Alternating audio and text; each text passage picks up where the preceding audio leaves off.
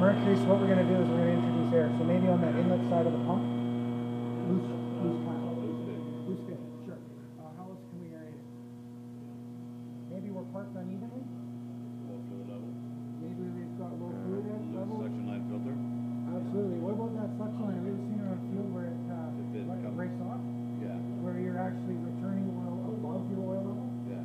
Big problem, right? We can actually demonstrate You get that oil too. falling down in like a waterfall. Yeah. So there's numerous ways to aerate it. So what I'll do is I'll show you aeration, and as long as we understand how we aerate it, you know what I mean?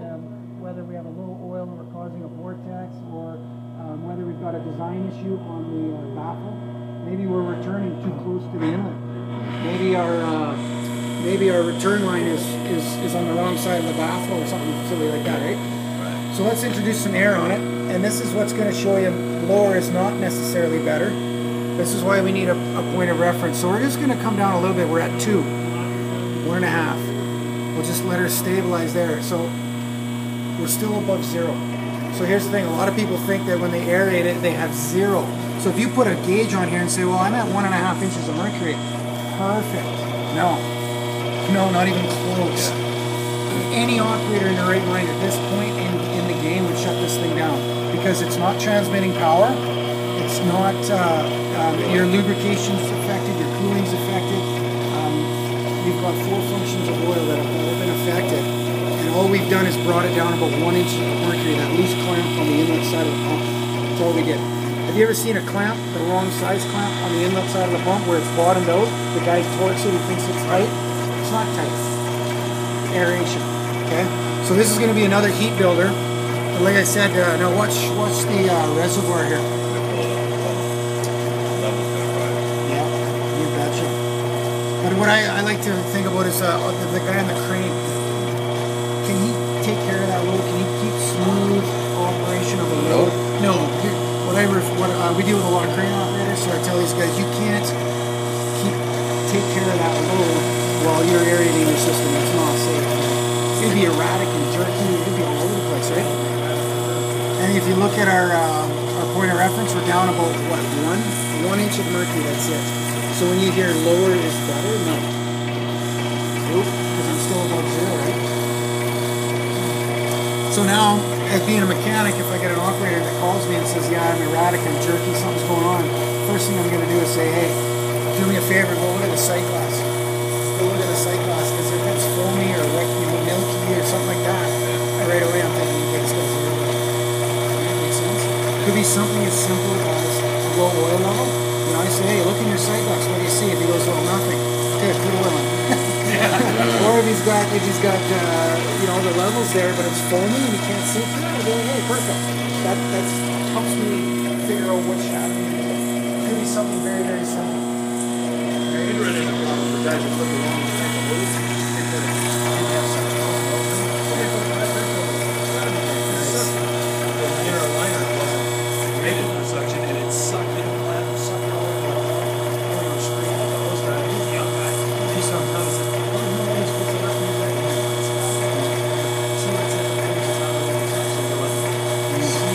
so check this out. What I've done is I'm starting to drop the oil level as well, because that's another way, as we just discussed, if we have low oil level, or you know what, our return line is 12 or 10 to 14 inches below the oil, stuff like that, right? Maybe it's engineered wrong, or maybe it broke off. What I'll show you is what happens when our oil level gets below our return line. Some guys will actually, the phone call might come in and say, yeah, my oil's boiling. In the sight glass, it's boiling. Touch the tank, it's not hot. It's not hot, it's not boiling. It's aerated. And I've had that phone call before where guys will say, my oil's boiling. Right? So we're just about there. Like, it's interesting, we can't even see where that discharge tube is right now. Can't even see it. It's, yeah, temperature's going up. And look at our flow. It's bouncing from 2 gallons a minute down to 1. Is it about 1.2, 1.1, even 1? It's all over the place. Yeah. So you know what, I would say at this point in the game, you know what, we won before. This is unoperative. You can't do this. You can't run this safely, right? Yeah, the cylinders would be very erratic. oh yeah. And if you notice, we're still at 2 inches of mercury, so we're well above 0. Okay? So it's kind of neat. I think, now look at this, check this out. Look at this bubbling. Now if maybe a newer operator or a younger fella looks into his sight glass and he sees that. Interesting stuff. Okay, so I'm gonna refill that and I'm gonna fix the leak. Okay, now check this out. We tightened our clamp. So the crew, what they did is we'll say the crew out in the field put the amount of oil in, right? And they brought their oil level up. Maybe we fixed that pipe clamp. Maybe we leveled the load. Maybe we leveled the reservoir. We got off that uneven train or whatever. Yep. Watch how long this takes to clean up. We can take forever. It will, absolutely. It's gonna take 12 hours to get all those doubled up. But you notice where this kind of leveled off, we're still at 1. I said that's a little bit inaccurate because I'm filling the tank right now. So if I stop filling the tank, that number will come up a little bit. But this reservoir, you're right, it'll take a long time to clear up. Another where I've seen this, not to this extremity, but where I've seen this before is on nitrogen accumulators where the bladders fail.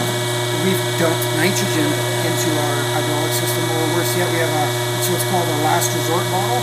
We have many fail-safes on our coiled tubing units. The last resort one to maintain well control is what we would call our N2 backup. We open that, and what we're doing is dumping straight nitrogen into our hydraulic oil so that we can maintain well control. What do we do to our oil? We aerate it big time with nitrogen, but we introduce gas to it, right? So at the end of the day, basically what we got to remember is we got to let that settle out.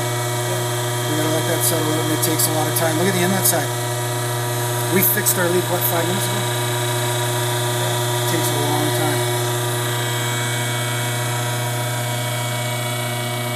Plus 7,000 to buy it, but it costs 14,000 to videotape it.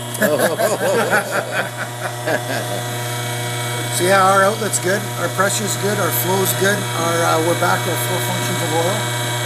We're back doing well, but just keep in mind the reservoir, it takes a long